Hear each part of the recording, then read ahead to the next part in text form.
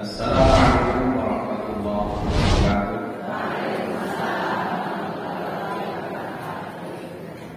Innal hamdalillah nahmaduhu wa nasta'inuhu wa nastaghfiruh wa na'udzu billahi min shururi anfusina wa min sayyiati a'malina. May yahdihillahu fala mudilla lahu wa may yudlil fala hadiya lahu. Asyhadu an la ilaha illallah wa asyhadu anna Muhammadan abduhu wa rasuluh. Allahumma shalli ala nabiyyina Muhammadin wa ala alihi wa ashabihi ajma'in, amma ba'd. Ya ayyuhalladzina amanu taqullaha haqqa tuqatih wa la tamutunna illa wa antum muslimun. Wa qala ta'ala lan tanalul birra hatta tunfiqu mimma tuhibbun wa ma tunfiqu min syai'in fa inna Allaha bihi 'alim.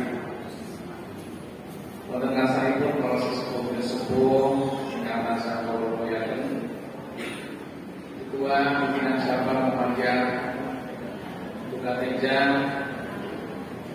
sejajaran pengurus dan juga Ketua Pimpinan Cabang Asia Kecamatan Tugas Teja serta Perkom, dan tidak lupa pula kami sampaikan penghormatan kepada Bapak Ibu Ketua Ranting baik Muhammadiyah maupun Asia sewilayah Tugas Teja. Kita kami sebut satu persatu yang kami banggakan anak-anak kita yang berjaya tampil.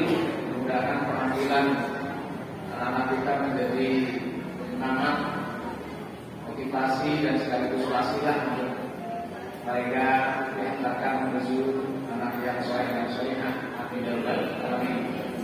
Dan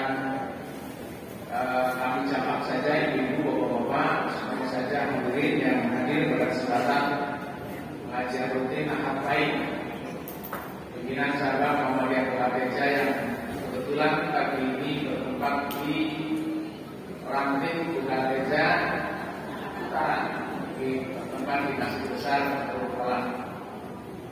Yang mudah-mudahan pagi ini kita senantiasa ada dalam bimbingan, petunjuk dan barokah dari Allah Subhanahu wa taala. Amin ya rabbal alamin. Tidak henti dan tidak putus-putusnya kita senantiasa mengajarkan puji syukur kehadirat Allah Subhanahu wa taala atas karunia yang Allah berikan kepada kita, terutama karunia nikmat yang agung berupa nikmat iman dan Islam. Sekaligus pagi ini kita diberikan sehat dan sempat sehingga bisa sama-sama memenuhi undangan dari pimpinan Sabang untuk sama-sama menyelenggarakan pengajian rutin yang kita mohon kepada Allah Subhanahu wa taala mudah-mudahan pengajian kali ini senantiasa mendatangkan barokah Allah Subhanahu wa taala. Amin ya rabbal alamin. Salawat salam semoga tak terlimpah-limpahkan kepada baginda Rasulullah Muhammad sallallahu alaihi wasallam, kepada keluarga dan para sahabatnya, dan mudah-mudahan senantiasa terlimpah kepada kita selaku umat yang berusaha untuk menegakkan dan mengamalkan sunnah-sunnahnya. Amin ya rabbal alamin. Ini pamunten Bapak ini mungkin kami tidak bisa sepenuhnya bisa bermuajahan dengan jamaah dari Bapak dan posisinya, tapi insyaallah saudara bisa didengar dari semuanya. Ibu bapak jamaah rahimahullah, pagi ini kami sedikit akan mengajak kita semuanya untuk kontemplasi, mengadakan perenungan kaitannya dengan kesempatan kita hidup di dunia yang memang sudah ada batas waktu yang telah ditentukan yaitu ajal. Kita mengadakan perenungan dan nanti bagaimana kemudian sikap yang harus kita ambil terkait dengan hitung-hitungan kita pagi hari ini terkait dengan jatah hidup kita. Bapak Rasulullah SAW telah mengisyaratkan dalam hadisnya, Bismillahirrahmanirrahim,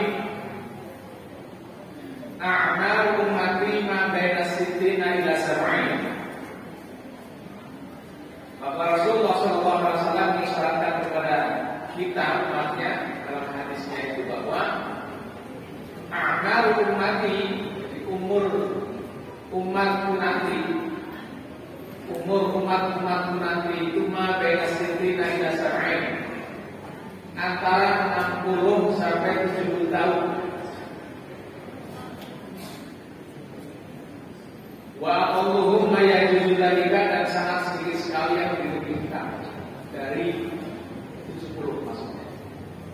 Walaupun rumahnya itu tadi kan dan sangat sedikit sekali yang dilebihkan dari itu, maksudnya dilebihkan dari 70. Saya tidak tahu persis ibu bapak di sini apakah sudah mendekati atau belum.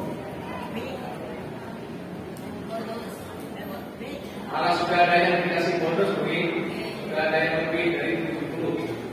Namun demikian Rasulullah mengisyaratkan maka perlu sangat sedikit sekali yang dilebihkan dari itu. Ini isyarat yang bisa kita ambil dari apa yang disampaikan Rasulullah. Kemudian kalau saya boleh mengambil satu data dari World Bank, ternyata ada sedikit perbedaan antara penduduk satu bangsa dan bangsa yang lainnya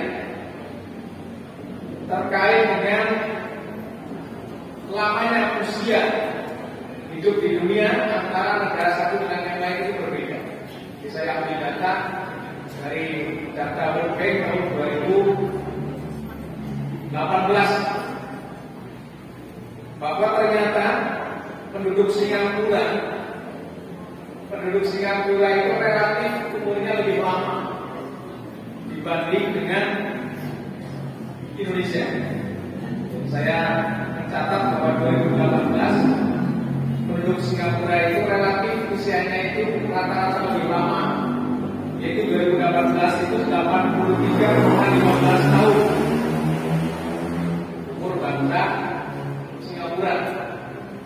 Itu dengan rumus tertentu diambil rata-rata umur dari warga negara Singapura itu relatif lebih lama, 83,15 tahun. Kemudian Malaysia itu rata-rata 76 tahun. Dan Indonesia itu rata-rata 71,51 tahun. Saya ambil data. Nah, saya tidak tahu persis faktor apa yang menjadikan warga negaranya itu relatif lebih lama usianya. Apakah faktor gizi? Apakah faktor disiplin? Apakah faktor yang lainnya? Allah a'lam, karena saya hanya sekilas mengambil data terkait dengan data yang sudah matang, tidak tahu prosesnya seperti apa. Inilah terkait dengan jatah umur seorang hamba di dalam dunia ini. Jadi kalau isyarat Nabi tentang urusan itu 70, sangat sedikit sekali yang dilebihkan dari itu. Tadi fakta penduduk negeri satu dengan yang lainnya pun ada semacam karakteristik masing-masing negara. Dan Singapura itu relatif lebih usianya itu rata-rata lebih lama dibandingkan dengan penduduk Malaysia dan Indonesia. Nah sekarang Bapak Ibu mari kita hitung seandainya saja, ini gambaran saja, kita mewakili semuanya karena susah kalau kita menghitung sesuai dengan umur yang hadir. Maka seandainya saja umur atau jatah kita itu 70 tahun, atau ambil saya 71 lagi, 71. Nah, dengan melihat tadi rata-rata umur warga Indonesia itu 71,51 tahun lama usia. Maka seandainya kita itu sekarang itu umurnya 50 tahun, otomatis sisa jatah umur yang masih tersisa adalah tinggal 21 tahun. Kalau kita itu sudah berumur 50 tahun sekarang, berarti sisanya tinggal 21. Nah kalau yang sudah 70 berarti tinggal 1 tahun. Yang hitungnya seperti itu lah. Ya, kita ambil rata-rata saja, kita umurnya 50 ya. Maka jatah umur kita itu tinggal 21, artinya tinggal 30% lagi. Dari umur 50 tahun itu, Bapak Ibu, sehingga kesimpulannya Bapak Ibu, kesimpulannya bahwa kita itu hidup selama ini itu ternyata kesimpulannya, hasil hitung-hitungannya itu ternyata kita hidup di dunia itu defisit kebaikan. Artinya akan selalu mendapatkan kekurangan kalau harus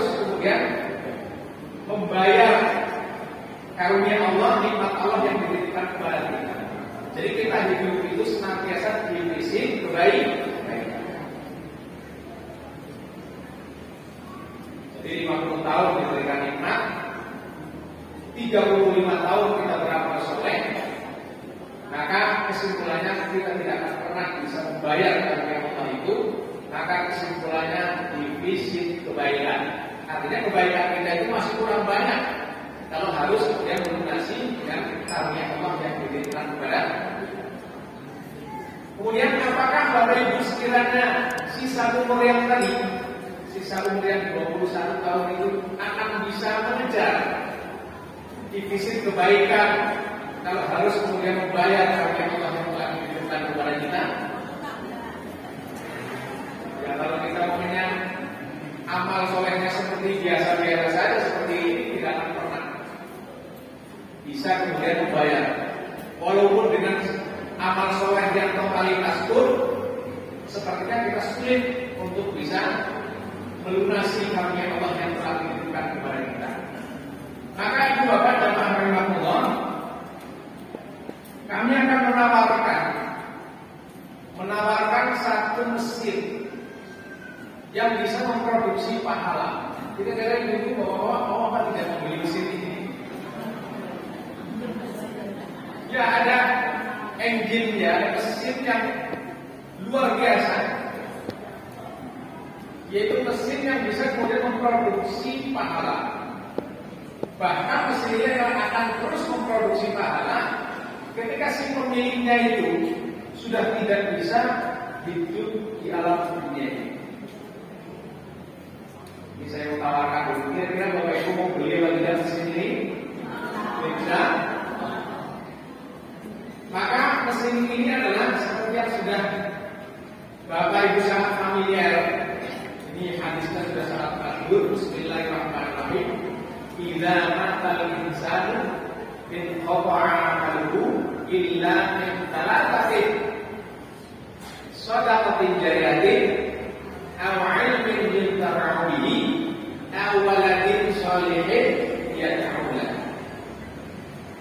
Jadi di sini baginda Rasul itu menawarkan ada 3 mesin yang bisa memproduksi pahala terus-menerus, walaupun sang pemilik sendiri sudah tidak bisa beramal soleh kembali. Dan urutan yang pertama itu adalah shadaqatin jariyatin, yang para ulama sepakat bahwa yang dimaksud dengan shadaqatin jariyatin itu adalah ibadah wakaf. Ibadah apa Bu? Ibadah apa Bapak? Wakaf. Jadi ternyata ibadah itu adalah wakaf. Mesin itu namanya wakaf, shadaqatin jariyatin. Pimpinan Sahabat Muhammadiyah Bukateja, sejauh yang saya tahu sudah banyak amal usahanya. Di samping masjid dan musola, ini kira-kira masjid dan musola itu tanahnya dari mana Pak Ibu? Masjid dan musola tanahnya dari mana? Pak, ada pantai asuhan, kira-kira tanahnya dari mana? Ada lembaga pendidikan MTS MI, dari mana tanahnya? Ada kemudian klinik, dari mana kira-kira? Luar biasa. Jadi kita berterima kasih kepada Perserikatan Muhammadiyah yang sudah menjadi penggerak. Dan perlu diingat Bapak Ibu, yang namanya objek wakaf itu bukan Bapak Ibu. Bapak Ibu itu digerakkan untuk bisa menjadi subjek. Jadi jangan merasa bahwa ini Perserikatan Muhammadiyah apa-apa tarikat, apa-apa infak, apa-apa sedekah, kita ini dijadikan perasaan. Jadi kalau orang bisa memahami sebelumnya, dianggapnya kita itu menjadi objek. Padahal Bapak Ibu, ketika ada gerakan infak itu sebetulnya Bapak Ibu itu posisinya sebagai subjek, sebagai pelaku.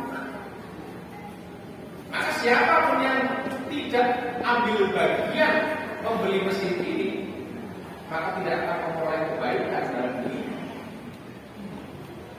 Dan objeknya adalah peradaban. Objeknya adalah peradaban. Jadi tidak ada dalam sejarah Islam itu peradaban yang lepas dari wakaf. Dari mulai sejak zaman Rasulullah SAW, zaman para sahabat baik di Madinah maupun di Mekah, sampai sekarang ya buka teja juga seperti ini tidak lepas dari ibadah wakaf.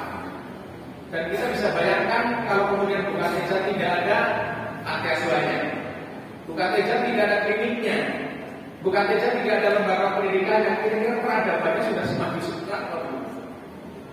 Jadi objek wakaf adalah peradaban.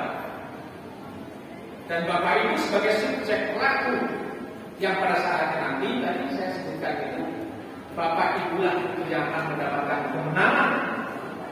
Karena ketika amal jariah wakaf itu manfaat bagi umat, bahkan pemanfaatannya itu sampai hari akhir, hari kiamat, maka Bapak Ibu yang sudah mentasarufkan harta sebagai wakaf itu akan terus ditransfer pahala-pahalanya itu dari mesin pahala yang bernama 85 juta itu umurnya sudah sah, baru kemudian wajibkan. Nah, dari 85 juta rupiah itu yang dikeluarkan untuk zakatnya berapa? Hanya 2,5%. Dari 2,5% itu pentasarufannya itu sudah tertentu, yaitu hanya 8 asnaf. Innamas shadaqatu lil fuqara, kemudian wal masakin wal 'amilina 'alaiha wal mu'allafati qulubuhum wa fir riqab wal gharimin wa fi sabilillah wa fi sabilillah wa fi sabilillah. 8. Artinya zakat itu orang-orang yang berhak menerima itu sudah tertentu. Dan yang bagi zakat itu juga mengeluarkannya dengan kadar tertentu, itu 2,5% saja. Ada yang 5% pertanian, ada yang 10% pertanian. Nah, jadi 5% itu kalau pertaniannya itu menggunakan pengairan itu dengan menggunakan jasa.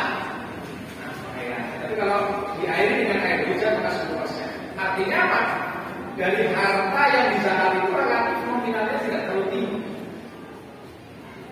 Berbeda dengan wakaf. Kalau wakaf itu yang dikeluarkan itu kalau aset berupa tanah itu 10 ubin, 20 ubin itu kan relatif nominalnya sangat luar biasa dibanding dengan zakat. Jadi zakat itu dari sekian banyak yang hadir itu tidak semua diwajibkan, tapi kita. Sedangkan wakaf itu sangat luar biasa nilai uangnya itu sangat. Kemudian yang kedua, ketika zakat itu sudah dihukum wajib, maka otomatis mestinya ini pensikapan kita terhadap zakat itu sama dengan kita mensikapi dengan sholat. Karena kata-kata zakat itu dalam Al-Quran senantiasa disandingkan dengan kalimat sholat. Aqimus sholat. Jadi dengan sendirinya, ketika kemudian kita berhadapan dengan ayat Al-Quran tentang zakat, ini mestinya kita sudah harus konsekuensi sebagai seorang muslim itu harus melaksanakan kewajibannya. Artinya, mestinya tanpa harus didakwahkan secara masif, secara totalitas. Jadi kita semuanya mestinya harus merasa terpanggil dengan kewajiban itu, sama saja dengan kita terpanggil untuk bisa menunaikan kewajiban sholatnya.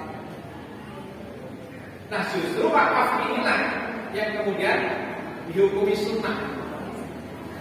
Ini harus betul-betul sering disampaikan kepada kita, ya, kita harus senantiasa diingatkan. Di samping memang kalau semua ibadah amal itu tujuannya adalah kesejahteraan umat, maka wakaf ini menjadi sesuatu yang sangat efektif ketika kemudian Islam itu menginginkan adanya umat ini sejahtera.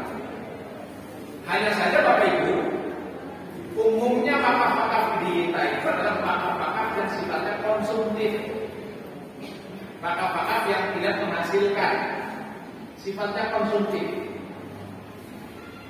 Kalau masjid, mushola, rata-rata, ya walaupun paradigma sekarang itu pembangunan masjid di wilayah-wilayah yang sangat strategis ini tidak hanya masjid dibangun, tapi ada kemudian bangunan-bangunan yang bisa digunakan untuk produktif. Ini mestinya seperti Masjid Besar Nurul Falahis, mestinya itu dengan letak yang strategis ini harus ada ruang-ruang yang sifatnya produktif. Minimal itu untuk paradigma baru wakaf sekarang itu minimal itu 3 lantai atau 4 lantai, sehingga kemudian lantai-lantai tertentu bisa digunakan untuk kalian produktif. Umpamanya pertemuan jamaah bisa kemudian memanfaatkan menyewa untuk hajatan, umpamanya akad nikah dari masjid, resepsinya di bangunan resepsi, umpamanya yang disewa. Jadi samping kita itu mengambil manfaat ya, dari gedung yang disediakan itu, ketika kita menyewa, uang sewaannya itu kemudian manfaat untuk kesejahteraan pengelolaan masjid. Belum lagi amal usaha lain yang sifatnya konsumtif. Nah, kalau kemudian operasionalnya itu tidak tersedia, maka ini menjadi sesuatu yang menghambat terhadap kesejahteraan. Jadi selama ini memang wakaf-wakaf kita itu belum sifatnya produktif. Nah, kalau musola, kalau masjid agak mendingan karena ada penyelenggaraan sholat Jumat. Jadi impaknya itu relatif lebih besar dan kalau musola. Nah, padahal musola di kita itu sangat menjamur itu.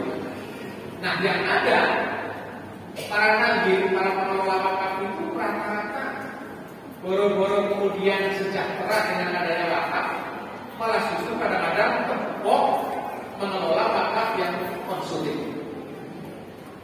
Padahal wakaf itu adalah instrumen ibadah amal yang orientasinya adalah kesejahteraan umat. Ini saya akan tanya ini para nadir di Perserikatan Muhammadiyah, ini nadir yang pernah atau tidak mendapatkan persentase dari hasil wakafnya. Padahal menurut Undang-Undang Nomor 41 Tahun 2004 tentang wakaf, nadir itu berhak menerima dari hasil produksi manfaat wakaf itu tidak kurang dari 10%. 10% itu. Jadi bisa dibayangkan kalau ada wakaf yang produktif sehingga omsetnya omsetnya sebenarnya 1 miliar, itu berarti kan nadirnya itu sejahtera ya. Artinya 10% dari 10 miliar berapa pun hitungnya? 100 juta. Berapa? Pak Sanggudi? 100 juta. 100? Juta. Jadi, nah sekarang nadir-nadir yang notabene mengelola itu baru-baru bisa mensejahterakan umat dari sisi ekonomi, nadirnya saja belum kemudian mendapatkan kesejahteraan dari wakaf-wakaf yang sudah kita kelola. Nah, oleh karena itu, kalau saya melihat peta yang juga beda, yang luar biasa, rankingnya itu luar biasa, jumlahnya luar biasa, maka mestinya ini menjadi satu yang bisa kemudian digarisbawahi bahwa sebetulnya ibadah amal, baik itu zakat, baik itu infak, sedekah maupun wakaf, itu adalah orientasinya itu kepada kesejahteraan umat. Coba Bapak Ibu kita menengok sejarah periodisasi sahabat Rasulullah, tidak itu Abu Bakar, tidak itu Umar bin Khattab, tidak itu Utsman bin Affan, kemudian sahabat Abu Talha, Abdurrahman bin Auf, itu semuanya wakaf-wakafnya itu adalah wakaf-wakaf produktif. Di antaranya adalah kebun kurma, kemudian Utsman bin Affan itu sumur Yahudi, dulunya itu sumur Yahudi. Jadi ketika masyarakat Madinah itu kekeringan, itu airnya itu beli ke sumur Yahudi. Yang singkat cerita, sumur Yahudi itu kan dibeli oleh Utsman bin Affan, sehingga kemudian masyarakat Madinah saat itu kemudian tidak membeli lagi ya air yang selama ini dibeli kepada Yahudi. Melalui proses yang alot, pembelian sumur itu alot sekali. Tapi pada prinsipnya itu punya nilai ekonomi yang tadinya itu membeli tinggi, masyarakat menjadi gratis. Nah, termasuk Umar bin Khattab mewakafkan kebun kurma yang terbaik. Abu Talha itu juga sama dengan kebun kurma yang bernama Beruhok. Itu kurma yang kualitas tinggi.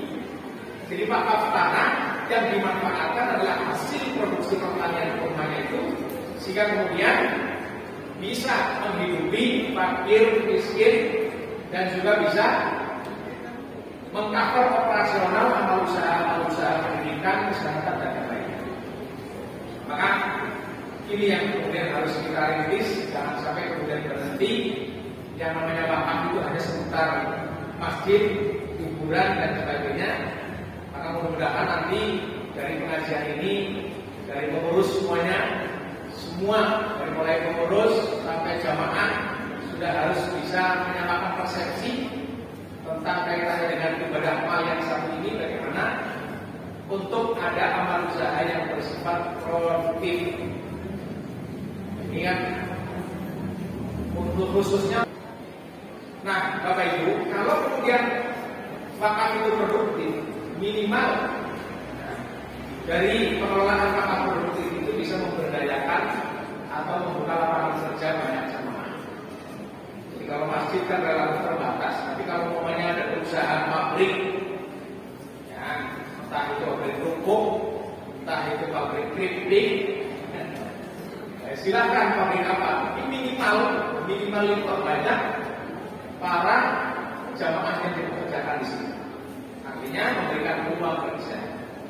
Apalagi kalau kemudian perusahaannya produksinya itu tidak punya nilai ekonomi tinggi.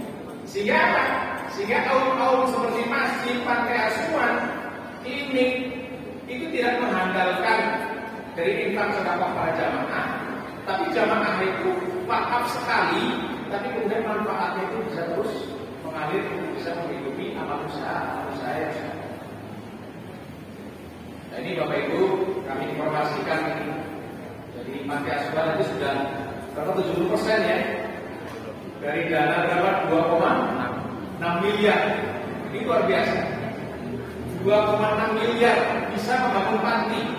Maka periodisasi Muktamar 48 ini nanti Bapak Haji Martoyib dengan pengurus panti asuhan bisa dibangun 2,6 miliar. Maka ke depan kalau sudah kaum itu sudah beres, melirik ke kaum produktif, sehingga 2, sekian miliar bisa membangun pabrik yang kemudian disesuaikan dengan lingkungan sekitar, kira-kira apa yang kemudian bisa dikembangkan di wilayah bukan Jaya. Sehingga semakin mendekati kepada tujuan daripada syariat ibadah amal, yaitu kesejahteraan umat. Jadi kalau zakat itu kan tertentu tadi yang menerima itu. Contohnya yang pertama fakir, kemudian yang kedua miskin, yang ketiga amil, yang keempat mu'alaf, kemudian yang kelima budak, yang keenam orang yang terlilit hutang, yang ketujuh ibnu sabil, dan yang ke-8 fisabilillah. Ini tertentu. Sementara anak yatim tidak ada. Anak yatim tidak mendapatkan zakat. Kemudian para janda tua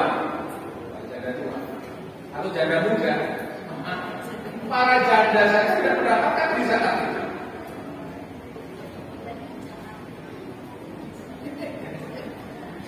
Jadi ini sekaligus sebagai koreksi di para amil.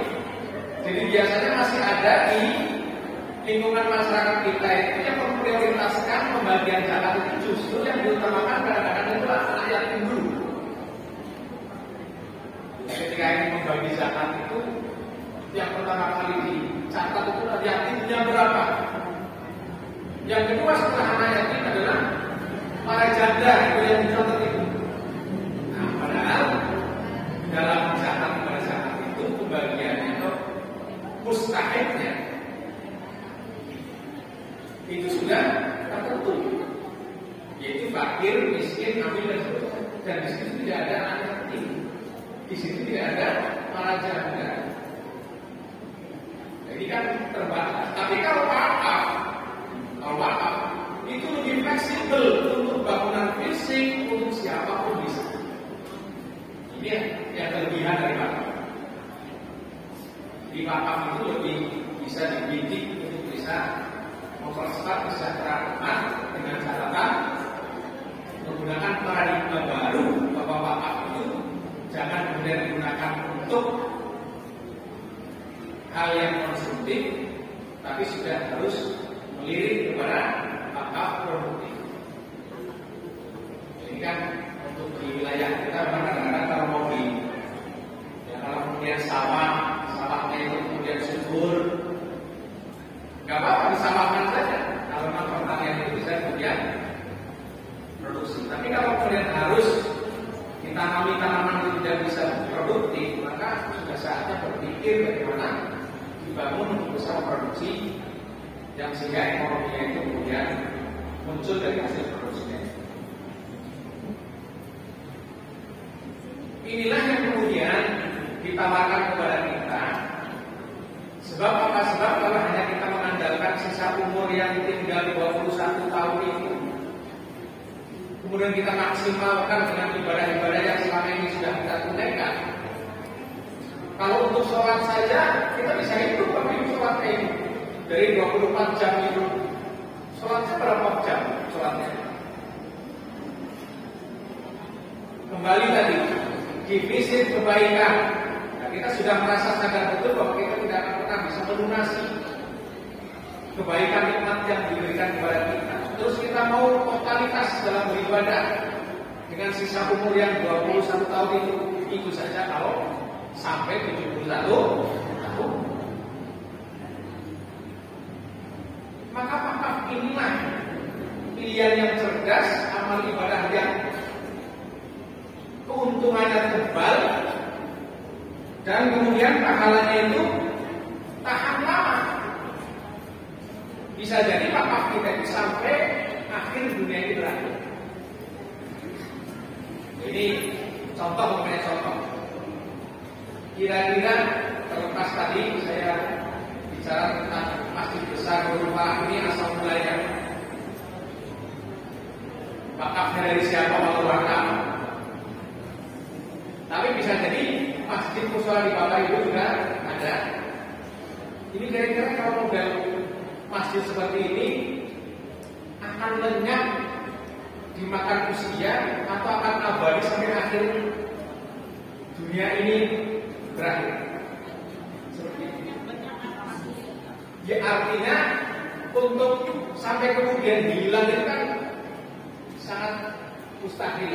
Sebab apa? Sebab amanah dari wakil kepada takdirnya itu adalah untuk masjid. Selagi ada orang yang sholat di masjid ini, maka takdir mendapatkan amanah untuk melestarikan pondok wakaf berupa masjid ini. Artinya terus berantai terus akan dilestarikan, akan dijaga sampai akhir dunia ini berakhir. Nah selama itu kemudian orang yang wakaf itu selalu transfer pahala. Ketika kemudian pondok wakafnya itu dimanfaatkan untuk beribadah.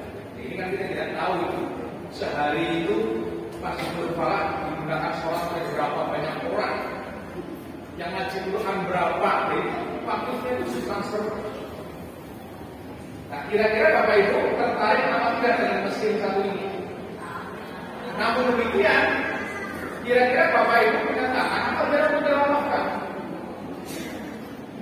Kepengen wakaf tapi tidak ada tanah. Maka Ibu Bapak jangan bahwa sekarang itu instrumen wakaf itu ada turunannya. Ada yang disebut dengan wakaf aset. Itu contohnya tanah. Tapi bukan berarti yang tidak punya tanah tidak punya kesempatan untuk tidak berwakaf.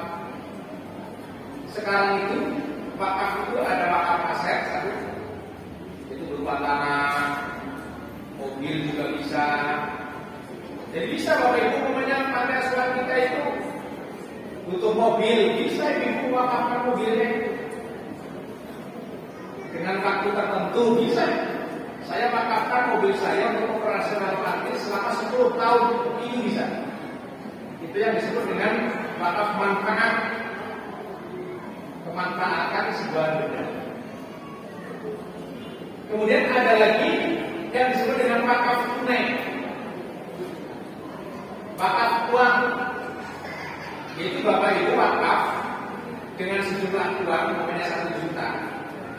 Maka uang 1 juta itu akan dikelola oleh penagih untuk tidak akan pernah hilang, dan yang dimanfaatkan adalah hasil dari pengelolaan uang yang 1 juta itu. Artinya manfaat hasil dari yang 1 juta itu digunakan untuk kesejahteraan umat. Adapun uangnya itu utuh, itu wakaf uang. Ada lagi wakaf dengan uang, wakaf melalui uang ada. Jadi kalau wakaf uang itu cash, uangnya diwakafkan dan itu utuh, tidak akan pernah habis karena uang 1 juta itu pokoknya ini tidak akan pernah dimanfaatkan. Yang dimanfaatkan itu adalah untuk kesejahteraan umat, adalah hasil dari produksi pengelolaan yang 1 juta itu. Nah, kalau umpamanya yang hadir di sini wakaf uang 1 juta saja, umpamanya ini yang hadir ada berapa ratus kira-kira? 300 juta. Maka yang digunakan untuk kesejahteraan umat adalah hasil keuntungan dari pengelolaan uang yang 300 juta ini. Dan 300 juta itu untuk dikelola oleh hadir wakaf uang, yaitu oleh bank persepsi yang sudah ditunjuk, yaitu bank syariah. Jadi nanti Bapak Ibu kalau saya mau wakaf tapi tidak punya tanah, wakaf tidak harus tanah, tapi wakaf uang pun sekarang sudah. Yang ketiga, wakaf melalui uang. Jadi kalau wakaf melalui uang itu bukan uangnya yang diwakafkan, tapi contoh,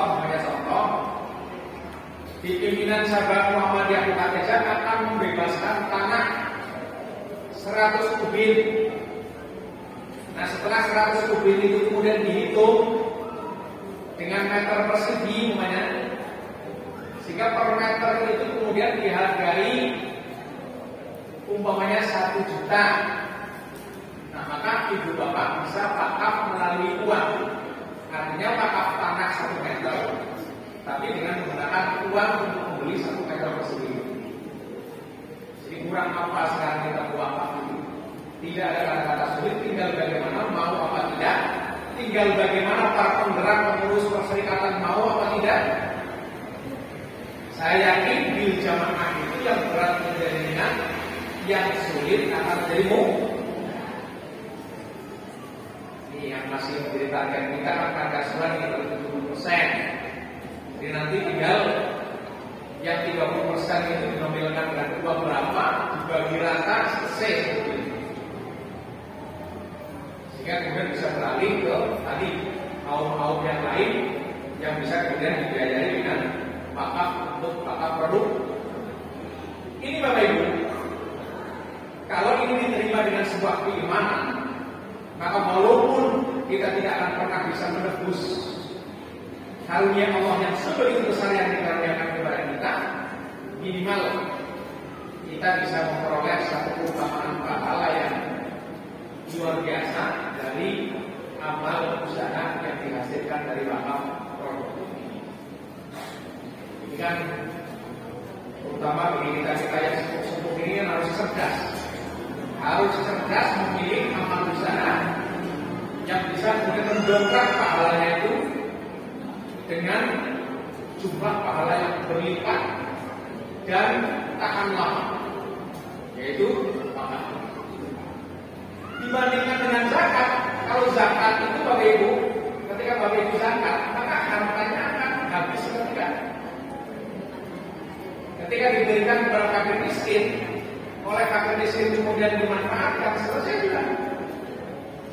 Tapi kalau wakaf, abadan, tahan lama.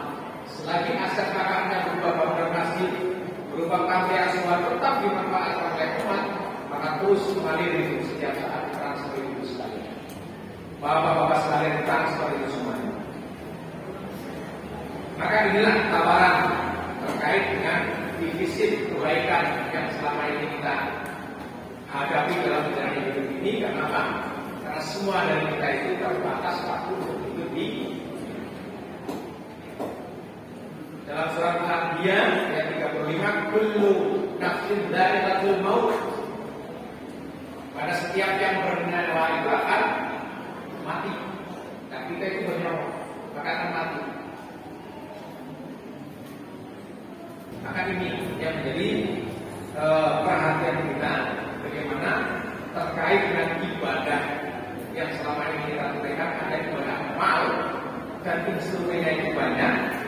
Maka inilah menurut kami itu merupakan mesin yang sangat efektif untuk bisa setidaknya, walaupun tidak bisa membayar lunas atas karunia Allah, tapi setidaknya ini akan sangat cerdas. Karena kemudian kita merasa bahwa umur kita itu memang tidak akan pernah bisa sesuai dengan kehendak kita. 100 tahun, 200 tahun sudah dibatasi. Dengan rambu-rambu tadi, Rasulullah itu sampai kemudian mengisyaratkan sangat sedikit sekali yang dilebihkan dari 71 tahun. Maka mumpung masih ada kesempatan, mari pengajian ini tidak hanya berhenti dari pengetahuan saja, tapi harus sama-sama kita sambut agar pengajian di pagi hari ini itu berkah mendatangkan kebaikan, jangan sampai berhenti sampai di pengetahuan saja. Tapi harus ada inisiasi semua pihak, harus ada penggerak. Nah sekarang jamaahnya sudah siap wakaf ini, sudah siap wakaf, sudah pegang uang. Tapi Perserikatan Muhammadiyah tidak memberi ruang untuk wakaf kemana. Bapak Ibu sudah bawa pulang dari rumah, tapi panitia pengajian tidak mengedarkan kotak infak. Mau ditaruh di mana? Jadi pertanda bahwa semua dari kita itu harus mendukung pembelian mesin produksi bahan ini dengan maksimal. Dan jangan khawatir Bapak Ibu, jangan merasa bahwa seolah-olah perserikatan itu ingin enaknya saja mengumpulkan uang dari jamaah. Justru perserikatan itu menggerakkan kita semuanya untuk bisa menjadi pemenang di akhirat. Tidak menjadi penonton, tapi menjadi pelaku yang kemudian nanti di akhirat itu bisa jadi jamaah pengajian kita itu nanti akan ada bergol PCM di sana. Di surga itu nanti ada PCM bukan teja. Kenapa kok sampai ada kumpul di surga? Ya tadi karena ada gerakan wakaf bersama, ada infak bersama. Nah kalau kita tidak dibawa ke arah itu, harus dengan apa kita beramal? Jadi mumpung masih ada sisa waktu, umur kita masih Allah berikan kepada kita, manfaatkan itu sebelum penyesalan datang kemudian. Nanti kalau Bapak Ibu pulang, terutama yang domisilinya itu melewati kuburan, ada yang mundur kemudian melewati kuburan. Nah, coba tanya itu semua yang di kuburan itu. Tanya, penting mana akhirat apa dunia? Tanya nanti begini, di bapak-bapak yang melewati kuburan nanti tanya itu yang di dalam kubur itu. Penting mana akhirat apa dunia? Kira-kira dijawab apa tidak? Jangan khawatir, sekalipun tidak menjawab, jawabannya sudah diabadikan dalam Al-Quran. Surat Al-Munafiqun ayat 10. Wa anfiqu mimma razaqnakum. Apa itu? Yang Rabbi laula akhartani ila ajalin qarib fa asaddaq. Jadi ternyata para jenazah semuanya mereka menjerit, tidak pengen kemudian tidak kembali ke dunia. Semuanya itu pengen kembali ke dunia. Karena apa? Karena mereka baru sadar ternyata dunia lebih penting dari akhirat. Jadi kalau ibu tadi saya tanya penting mana akhirat dengan dunia, ibu kan jawabnya akhirat. Kata jenazah itu yang sudah mati ternyata penting dunia. Sehingga mereka itu ingin dikembalikan ke dunia. Kenapa penting dunia?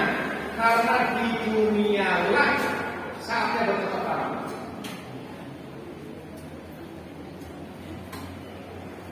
Artinya nasib kita di akhirat itu sangat ditentukan di dunia.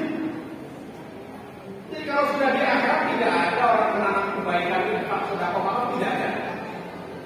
Maka mari pentingkan dunia.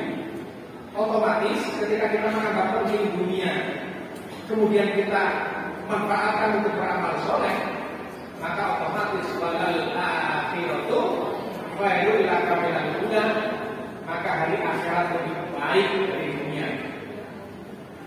Karena apa? Di akhirat mendapatkan kebaikan itu adalah hasil cocok tanam selama di dunia. Tapi kan tidak semuanya walal akhiratu khairul laka minal ula. Bagi ahli maksiat, apakah akhirat lebih baik dari dunia? Kok di sana disiksa selama-lamanya?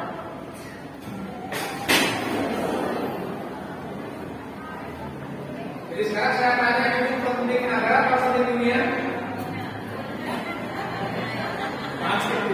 Masih tidak mau pentingkan dunia. Artinya, selagi kita masih diberikan kesempatan hidup di dunia, manfaatkan untuk bercocok tanam dengan amal soleh, dengan amal ibadah yang tadi bisa memproduksi pahala yang tebal dan bisa bertahan lama, yaitu kalau sudah dikasih materi seperti ini, besok ada 200 ubin, kemudian yang 200 ubin itu dibagi rata, dan satu ubinnya 1 juta namanya, insya Allah akan banyak suksesnya dibanding gagalnya. Karena apa? Kita sudah paham sekarang. Dan 1 juta itu tidak harus sekali memberi kepada panitia, bisa jadi 1 juta itu sesuai dengan kemampuannya. Yang penting saya 1 ubin 1 juta. Panitia memberikan kemampuan sesuai dengan kemampuan masing-masing. Yang ada 1 juta langsung dan tak lunas. Nah yang mampunya di sebulan 50.000 itu Pak. Tapi insya Allah kalau Bapak Ibu ikut gerakan itu, ada sudah ibu membeli atau membeli mesin produksi mahal. Ya walaupun besok tidak harus langsung, minimal nih PR kita, panti asuhan, klinik itu yang masih membutuhkan infak sedekah maupun wakafnya itu menjadi sesuatu yang kita sikapi. Karena apa? Hakikatnya itu akan kembali kepada kita sendiri. Yang untung adalah kita sendiri. Siapa yang melakukan kebaikan, maka kebaikannya untuk dirinya sendiri. Dan siapa yang melakukan keburukan, maka keburukannya. Yang terakhir, maka pengalihan hak. Jadi kalau Bapak Ibu punya saham, punya royalti, ya apa pengarang buku, apa pengarang lagu, ya, itu kan royalti itu, maka bisa itu dilakukan. Jadi berbagai macam cara wakaf, tinggal bagaimana kemauan kita dan kesungguhan kita untuk bisa memperoleh keutamaan yang luar biasa. Dan mudah-mudahan apa yang kami sampaikan itu setidaknya mengingatkan diri kita bahwa ada satu materi terkait dengan syariat agama kita yang jarang memberi kupas. Sebetulnya banyak majelis pengajian Jumatan ya, intinya materinya ya banyak yang perlu disampaikan di pengajian-pengajian setelah ibu-ibu, bapak-bapak juga ada kesempatan untuk disampaikan. Tapi yang seperti ini saja. Padahal apa? Padahal kualitas dari pahala yang akan didapatkan itu sungguh sangat luar biasa. Sehingga minimal untuk menghadapi divisi kebaikan itu kami tawarkan tentang keutamaan wakaf. Dan cara wakaf itu kami sudah sampaikan tadi dengan berbagai macam cara. Tinggal bagaimana keinginan, kemauan, dan termasuk penggerak di pimpinan cabang pemerintah desa itu mau atau tidak untuk bisa kita menangkap ide dan ibadah yang satu. Mungkin demikian Bapak Ibu yang bisa kami sampaikan, dan sudah tentu apabila dalam menyampaikan materi tentang wakaf itu banyak kata yang telah berkenan. Satu hal yang susah dipahami, mohon dimaafkan bermaaf yang seterusnya. Tidak ada pertanyaan ini, belum jelas nih. Saya kira sudah jelas, tidak ada pertanyaan lagi. Kok ada yang bertanya, Pak, kira-kira kalau saya mau ingin wakaf tanah sekarang, ada nggak gerakan pembebasan tanah? Ada. Kita bilangnya ini kami. Sebab kami itu ada banyak itu wilayah-wilayah yang sedang pembebasan tanah. Jadi kalau kemudian ingin segera membeli ya mesin produksi pahala, Pak, ada apa tidak sekarang? Ada. Tapi kalau tidak akan disebutkan di mana dan berapa rupiahnya nanti sampai kita bikin. Demikian. Dan sebelum kita akhiri, mari kita senantiasa menmunajat kepada Allah Subhanahu wa taala. Karena walaupun kami sudah menyampaikan semaksimal mungkin tentang materi ini, dan ibu semuanya, bapak semuanya mendengar dan diberikan pemahaman, bisa menerima materi ini, tapi sungguh yang maha memberikan kekuatan adalah Allah Subhanahu wa taala. Jadi apakah nanti pengetahuan ini hanya berhenti di hati pikiran kita atau dipraktekkan, diamalkan, akan sangat tergantung kekuatan yang Allah berikan kepada diri kita. Maka kita sebagai hamba yang baik hanya bisa bersandar kepada yang maha kuat. Semoga Allah Subhanahu wa taala memberikan kekuatan untuk bisa mengamalkan ilmu-ilmu yang sudah kita dapatkan, sehingga ilmu kita menjadi ilmu yang barokah, ilmu yang mendekatkan diri kita kepada Sang Pemilik ilmu, yaitu Allah Subhanahu wa taala. A'udzubillahi minasyaitonir rajim. Bismillahirrahmanirrahim.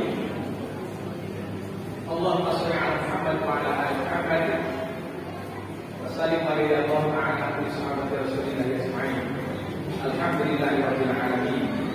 Hamdan yuwaffi ni'amahu wa yukafi'u mazidah. Ya Rabbana lakal hamdu kama yanbaghi li jalali karim wa 'azimi sultanik. Allahumma a'inna 'ala dzikrika wa syukrika wa husni 'ibadatik.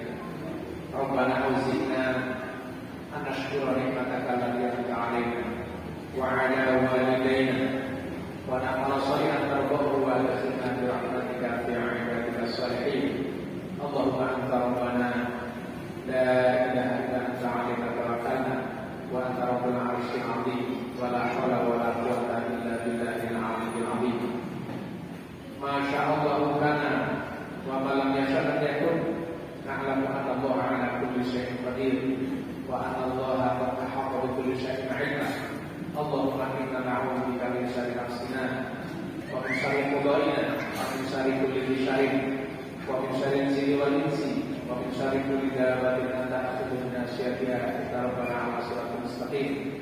Allahumma aslih lana dinana alladhi huwa 'ismatu amrina wa aslih lana dunyana allati fiha ma'ashuna wa aslih lana akhiratana allati fiha ma'aduna waj'alil hayata ziyadatan lana fi kulli khair waj'alil mauta rahatan lana min kulli syarr. Allahumma ighfir lil mu'minina wal mu'minat wal muslimina wal muslimat al ahya'i minhum wal amwat innaka sami'un qaribun mujibud da'wat ya qadiyal hajat. Rabbana zalamna anfusana wa in lam taghfir lana wa tarhamna lanakunanna minal khasirin. Rabbana hab lana min azwajina wa dhurriyyatina qurrata a'yun waj'alna lil muttaqina imama. Allahumma taqabbal minna innaka antas samiul 'alim wa tub 'alaina innaka antat tawwabur rahim. Rabbana atina fid dunya hasanah wa fil akhirati hasanah wa qina adzabannar. Subhana rabbika rabbil izzati amma yasifun. Wassalamu ala mursalin walhamdulillahi rabbil alamin. Wa akhiru da'wana alhamdulillahi rabbil alamin. Wabillahi taufiq wal hidayah. Assalamualaikum warahmatullahi wabarakatuh.